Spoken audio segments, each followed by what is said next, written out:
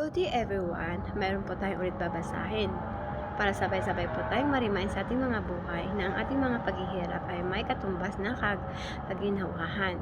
Mababasa po ito sa Romans chapter 8 verse 18.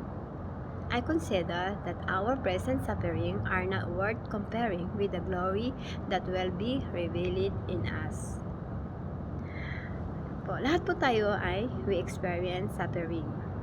We experience difficult seasons in our life.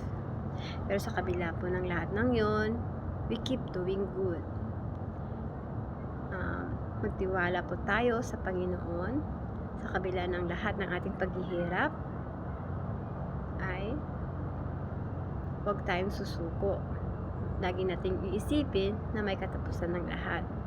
Lagi nating iisipin sa kabila ng ating paghihirap ay kasama natin ang Panginoon. Ginagabayan tayo, binibigyan tayo ng lakas para makayanan ng lahat, at iniingatan niya tayo.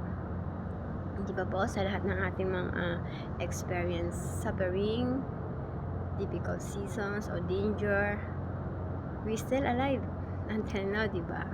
Kasi God is with us.